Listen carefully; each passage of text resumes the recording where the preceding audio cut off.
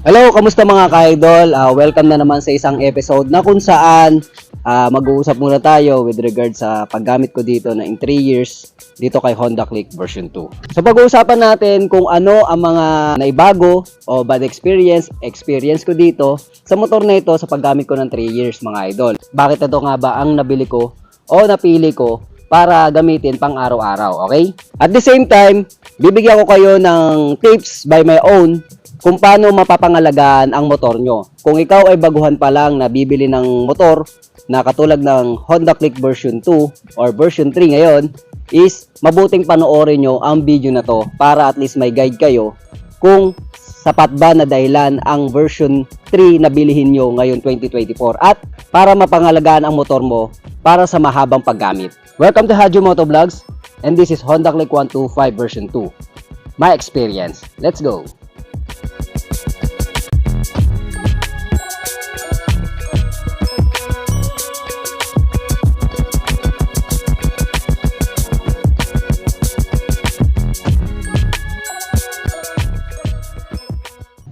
Ngayon na mga idol, kung ikaw ay may balak kumuha ng Honda Click version 3 ngayon, parehas lang naman yan, version 2 at saka version 3. Meron lang mga features na dumagdag sa version 3 pero as is pa rin pati sa makina mga idol, sa itsura, halos walang pinagkaiba sa version 3 at saka version 2. So pag-uusapan natin ngayon kung ano ang experience ko dito kay Honda Click version 2 mga idol. Etong Honda Click version 2 ko is 3 years na sa akin. Almost 3 years na, 2 buwan na lang 3 years na to.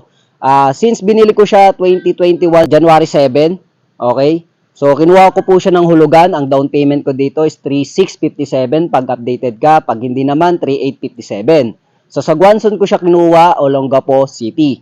So, ang down payment ko doon, mga idol, 8,000 mga idol. So, sa awa ng Diyos, malapit na tayo matapos. Salamat sa sponsor natin, si Auntie at saka si kapatid ko. Malapit nang matapos. So, yun. Unang-una, ang tanong natin, bakit nga ba Honda Click ang pinili ko maging partner sa panghanap buhay? Unang-una, mga idol, syempre, sikat si Honda Click noong 2021, mga idol. Ang daming gumamit. So, pag sinabing maraming gumamit, maraming gumagamit, or maraming bumili, ibig sabihin, quality talaga. So ano nga bang mga nagustuhan ko dito mga idol? Unang-una syempre yung mga kanyang figure mga idol. Syempre kung titingnan nyo ang Honda Click, talagang makikita natin na bulky siya tingnan sa karamihan ng 125 ngayon. So mas ano siya, mas aggressive siya, mas bulky siya. Mas gusto ko yung bulky kasi mga idol, kahit maliit ako, I'm 5'4" in height, ay gusto ko yung bulky tignan. At the same time, mas safe kasi yun sa daan, lalo-lalo na sa gabi. Kasi kung bulky yung ano mo, mas pansinin ka sa daan. Yung bigat niya mga idol, okay din. Kasi meron siyang center of gravity. Pag mabigat yung motor mo, medyo mabigat ang motor mo, hindi agad-agad matutumba. So yun yung kagandahan dito kay Honda Click version 2 or 3. So pagdating naman sa mga features naman, unang-una, headlight niya, tail light niya, signal lights niya, all over LED na po ang gamit. So yan, LED, napakaganda ng itsura, mala Evangelica design ang itsura ng kanyang front head. Tapos yung tail light niya, ang ganda talaga. 16 strip po siya or 16 LED po siya na mas maliwanag kahit katirikan ng araw. So pangalawa, meron po siyang digital panel na tinatawag. So ang kagandahan kasi ng digital panel, mas maraming info na naka-include dito, including trip meter, odometer, clock, yan, engine check. So marami kang info na makikita dito.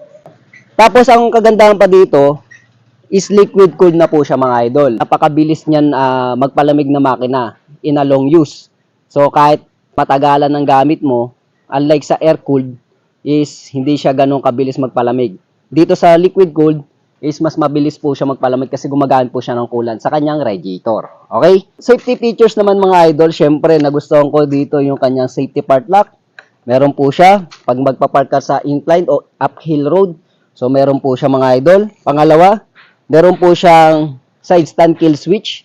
So hindi ka tatakbo just in case na nakababa po yung side stand kill switch nyo. Okay na okay po yun. At meron po siyang combi brake system. Pag sinabing combi brake system mga idol, ay pagsabay po ng front brake sa rear brake. Pag nag-brake ka ng 70% sa rear brake, magbe-brake po yung front brake mo ng 30%. Mas maganda po yun compare natin sa mga non-combi brake system. Hindi naman siya mas maganda sa ABS. Kumbaga, mas maganda lang po siya sa mga non-combi brake system, mga idol. Tapos sa mga nagustuhan ko pa yung gulong nito, nung binili kong bago po siya, is tubeless na po. Unlike po sa ibang brand, alam niyo na po kung ano yung brand na tinutukoy ko, na 125cc na hindi po siya tubeless. Ang kaganda kasi ng tubeless, just in case na matusok po yan, is wag nyo lang tanggalin yung pako, hindi mawawala yung hangin yan, mga idol. Ito pa yung kinagustuhan ko sa kanya, yung kanyang compartment, mga idol, no?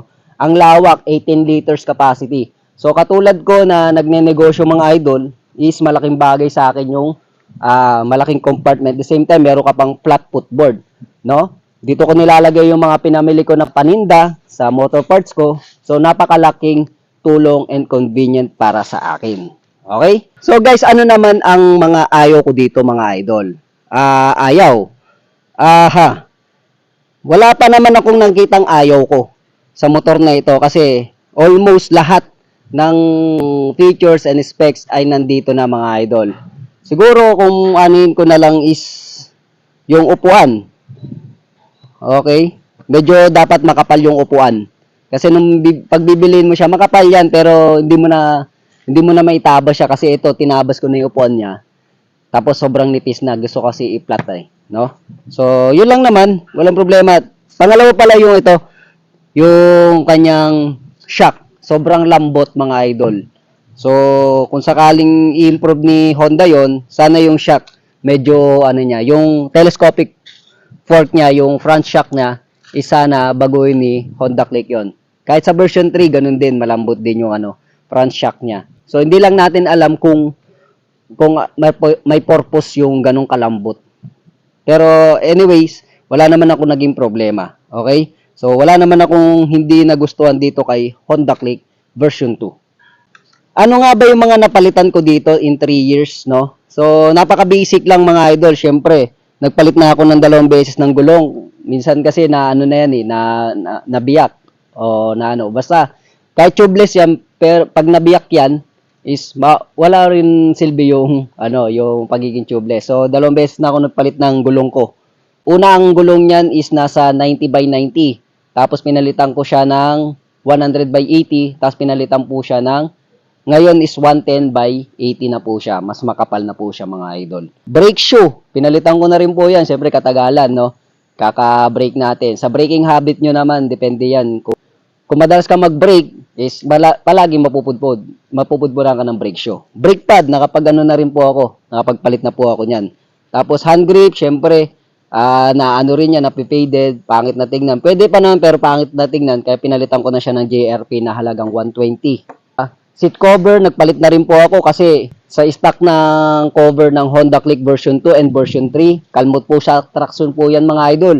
So, ayun yung madalas kinakalmot ng mga pusa. Kaya una pa lang, pinalitan ko na yan. Pangalawang beses na to, mga idol. Okay? So, pinalitan ko rin pala siya ng bola kasi medyo pudpud na. At the same time, meron na siyang dragging. Kaya pinalitan ko siya. Stock rin siya, mga idol. Kaya wala akong in-upgrade or hindi ko siya pinagaang. So, stock pa rin siya. Lahat, center spring, hindi ko pa pinalitan. Yung belt, wala.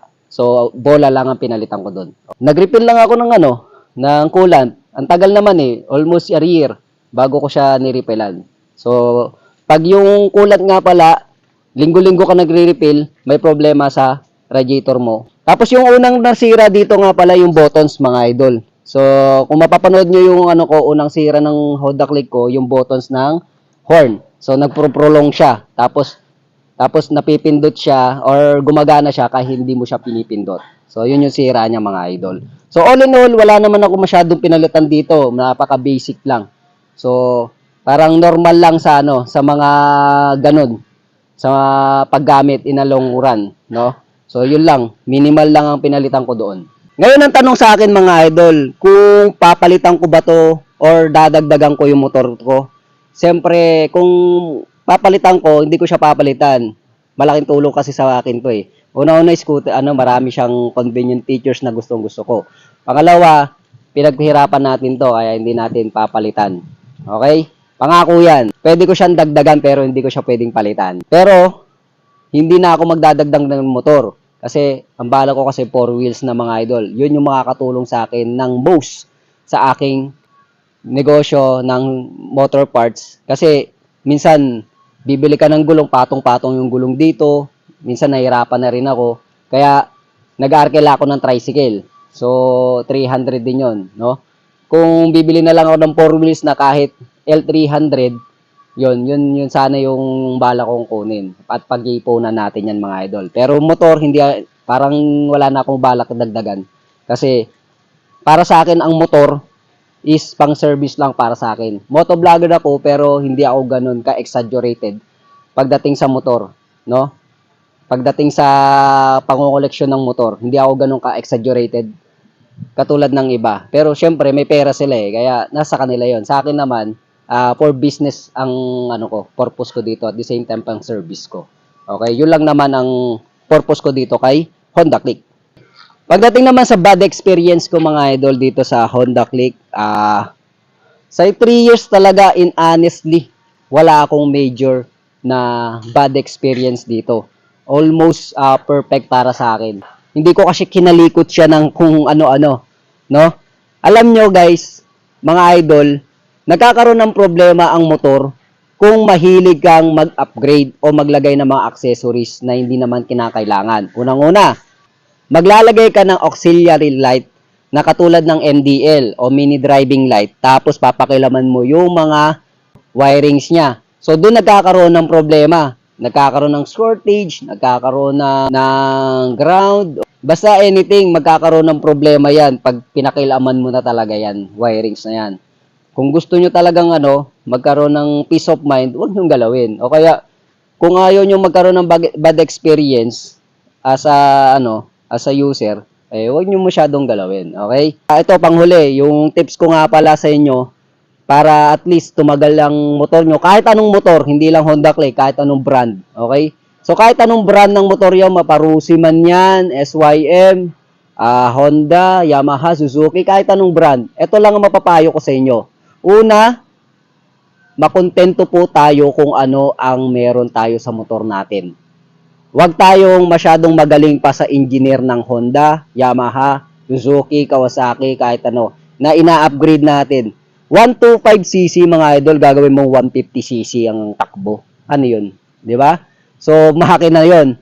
Gagamitin, palit bola, lahat na, center spring, lahat na, tapos paparimap mo. Alam mo, walang problema sa mga ganun setup. Pero, intindihin nyo, meron po siyang disadvantage po yun mga idol.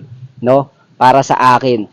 No? Disclaimer lang, yun po yung experience natin. Ako, mekaniko ako. Lahat ng nagpapagawa, nagpapa-upgrade ng makina, lalo na sa makina, nagkakaroon ng problema. Pagkatapos ng 2 months, 3 months. Sigurado yan. Okay? So, makontento ka sa stock. Okay? Kung hindi nyo alam yung wirings, huwag nyo papakilaman.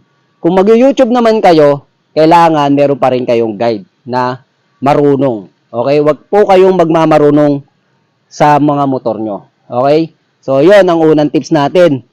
Makontento tayo sa stocks. Okay? Kung ano yung motor natin, yun lang. Di ba? Pero kung may pera ka naman pampagawa, why not? Yun lang naman is payo lang naman sa'yo. No? Kung wala kang pera, edi ingatan mo. Sundin mo yung payo ko. So, pangalawa, maintenance well. So, maintain mo lang. Kung alam mong gumamit, alam mo dapat mag-maintain.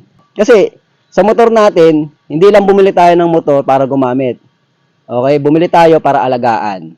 Okay? Una-una, syempre, change oil. No? O, alagaan natin sa oil. Oil lang naman yan Walang problema sa akin. Yung Rossi ko, 5 years na. 5 years, 7 years, oil lang ang katapat nun. Ang ganda ng tunog. Ang ganda ng takbo. So, yun lang naman ang payo ko. Dalawa lang. Makontento ka sa stock.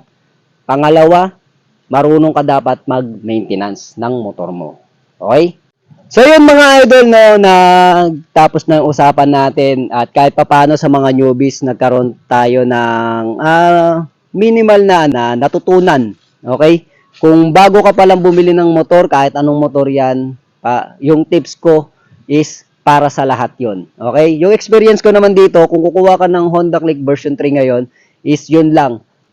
Parehas lang naman ng version 2 sa version 3 yan. Kailangan mo lang talaga intindihin kung paano gamitin ang motor mo. Mapapangalagaan ang motor mo. Okay? Andito nga pala tayo sa beach. Yan. Napakaganda, napaka-solid na tanawin dito ng Masinloc.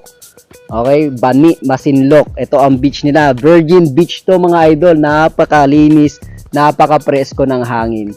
So, kung gusto nyo pumunta, i-chat nyo ako, i-guide ko kayo, libre ko na kubo. Okay? So, yun. Basta pagkain sa inyo. Alright? So, yun. Para tapusin ang video na to, huwag sanang kalimutan mag-subscribe at i-hit ang notification bell para lagi kang updated sa mga ganitong klaseng impormasyon tungkol sa mga bagong labas o lumang motor. At i-like at i-follow nyo na rin ang ating munting page na Haji Motovlogs TV. Ito po si Haji from Haji Motovlogs. Thank you for watching and peace out.